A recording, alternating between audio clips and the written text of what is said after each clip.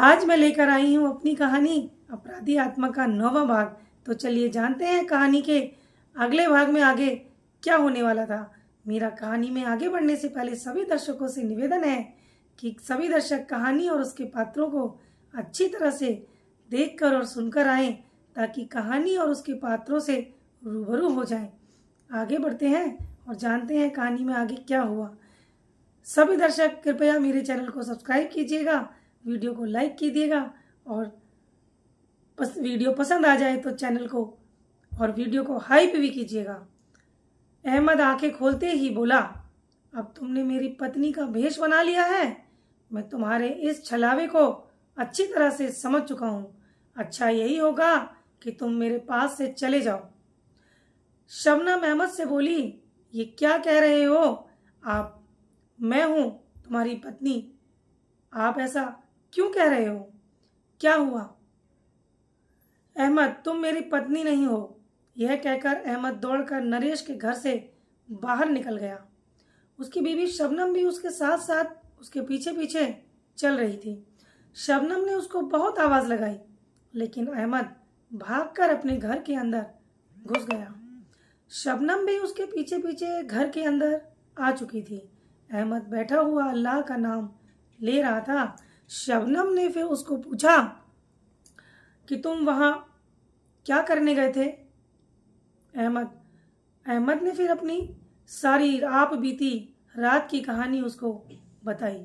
उसको सुन लेने के बाद शबनम बोली, नरेश अभी तक नहीं आया है। उसके घर पर उस शैतान का कब्जा है। मैंने भी कल रात देखा था उस शैतान को घर के बाहर। यह कहकर शबनम ने पीर बाबा को कॉल लगाई और फोन पर फिर उसने पीर बाबा को रात वाली सारी बात बताई। उसको सुन लेने के बाद पीर बाबा ने उसको कहा, पीर बाबा तुम अपने मोबाइल से इसके अहमद के जो फोन है उसको कॉल लगाओ। शबनम ने जैसे ही अहमद के कान पर फोन को लगाया तो पीर बाबा ने कुछ कलमे पढ़कर अहमद के शरीर से उस आत्मा को दूर भगा दिया। उसके बाद पीर बाबा ने शबनम को बोला, इसको 1 सप्ताह तक घर से बाहर मत जाने दो। इसको रोकना तुम्हारी जिम्मेवारी है, बाकी मैंने अपना काम कर दिया है। कॉल काट कर शबनम ने अहमद की तरफ देखा तो वह जमीन पर पड़ा सो रहा था।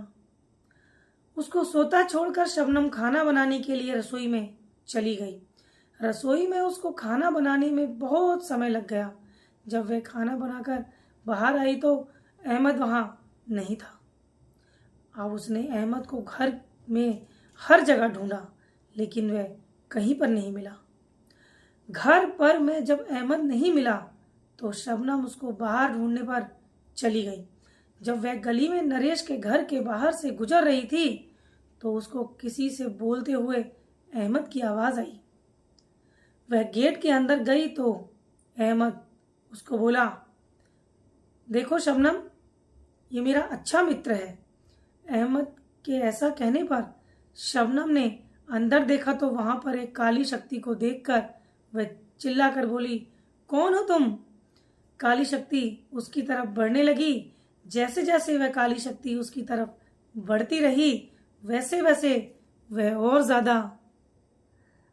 ज्यादा बड़ी हो रही थी। उसका चेहरा बहुत बड़ा था, अत्यधिक बड़ा था, भयानक था। लाल आंखें, वह बड़े बड़े जबड़े थे। वह काली शक्ति शबनम को बोली, तेरा पति अब मेरे पास ही रहेगा।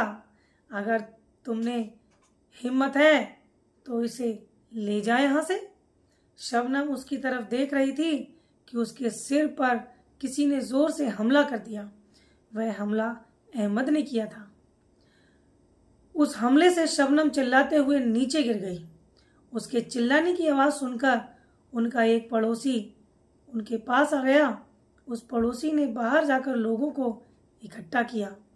मौका पाकर अहमद वहां से भाग गया। उसको भागते हुए उसके पड़ोसी ने देख लिया। उसने उसको पकड़ने की कोशिश भी की, लेकिन वह भागने में कामयाब हो गया। इकट्ठे हुए पड़ोस के लोगों ने शबनम को अस्पताल पहुंचाया। शाम के समय जब उसको होश आया तो उसने सबको उस काली शक्ति के बारे में बताया। सभी को खतरे में फंसा देख कॉलोनी के प्रधान ने पीर बाबा को बुलाकर नरेश के घर को चारों तरफ से शक्तियों से बंधवा दिया। पीर बाबा ने सबको कहा, पीर बाबा कोई भी इस घर के समीप ना जाए। इन दोनों को काबू करना मेरे बस की बात नहीं है। पीर बाबा ने यह कहकर अहमद को भी एक तावीज दे दिया। अहमद अब पहले से अच्छा महसूस कर रहा था। नरेश के घर उस रात अजीब तरह से रोने व चिल्लाने की आवाजें आती रहीं। उस रात उस कॉलोनी का कोई भी व्यक्ति सो नहीं पाया और परेशान ही रहा। नरेश के घर के बाहर अब कोई आता जाता नहीं था। रात होते ही उसके घर से अजीब अजीब बदबू आती थी, अजीब अजीब तरह की आवाजें आती थी। कुछ पड़ोसी तो वहां से घर छोड़कर भाग गए थे। उधर दूसरी तरफ नरेश व उसकी पत्नी पता पूछते पूछते मूसुफ खान के घर पहुंच गए। मूसुफ खान उनको देखकर बोला, वह शैतान तुमको परेशान कर रहा है ना? यह सुनकर नरेश व मीरा हैरान होकर बोले, आपको कैसे पता? मूसुफ खान, जब तुम वहां से चले थे मुझे तब से लेकर अब तक सब कुछ पता है। तुम जितने परेशान हो रहे हो ना, उस परेशानी का इलाज है मेरे पास। तुमको जिसने परेशान कर रखा है वह एक शैतान है। नरेश, क्या शैतान? मूसुफ खान, हाँ शैतान, जिन। जिन दो तरह के होते हैं। अच्छा जिन वह दिल के साफ होते हैं। जिस तरह वह दिल के साफ होते हैं उतने ही अच्छे भी होते हैं। जिस जगह वे रहते हैं उस जगह पर खुशबू आती है। अगर हमें जानना है कि वह अच्छा है या बुरा तो हम उसको अगर 3 बार कह देंगे कि चले जाओ यहाँ से तो वो चले जाते हैं। यह इंसानों से दूर रहते हैं। यह नवाजी होते हैं, इन पर कोई असर नहीं पड़ता। आयत का बुरा जिन, यह जिन जिस जगह रहता है वहां अजीब बदबू आती है। जो जिन 3 बार कहने से भी ना जाए वह बुरा जिन होता है। उसका हम कत्ल नहीं कर सकते। यह शैतान की पूजा करते हैं, इनको भगाया नहीं जा सकता। एक जिन का दिमाग एक 7 साल के बच्चे के जैसा होता है। इनको खुशबू अपनी तरफ खींचती है। इनको जलाया जा सकता है लेकिन इनको मारा नहीं जा सकता। अब जो तुम्हारे घर पर है वह एक शैतान जिन है। उसको भगाने के लिए मुझे तुम्हारे साथ चलना पड़ेगा। नरेश, आप चलो फिर हमारे साथ। देर किस बात की है? मूसुफ खान, अभी 10 दिन तक मेरे पास टाइम नहीं है। तब तक क्या तुम दोनों यहाँ पर रुक सकते हो तो रुक जाओ। नरेश, जी हम दोनों रुकने के लिए तैयार हैं। मूसुफ खान उनको रहने का इंतजाम करते हैं और वह दोनों मूसुफ खान के पास एक कमरे में रहने लगते हैं। उधर नरेश के घर के पास से निकलना सब पड़ोसियों ने छोड़ दिया था। हर जगह पर नरेश के घर की चर्चा होने लगी थी। रात को उसके घर से अजीब अजीब तरीके की आवाजें आती थीं। बहुत बुरी तरीके की नरेश के घर से बदबू आती थी। कल रात हल्की बारिश की वजह से आसमान में बादल थे। रात काफी ठंडी थी। कोई भी घर से बाहर निकलना नहीं चाहता था। उस रात पता नहीं कहीं से 2 चोर उस बस्ती में आ गए और वो दोनों हर घर के आसपास घूमने लगे, लेकिन उनको चोरी करने के लिए कुछ नहीं अभी तक मिला था और ना ही उन्हें कुछ दिखा था।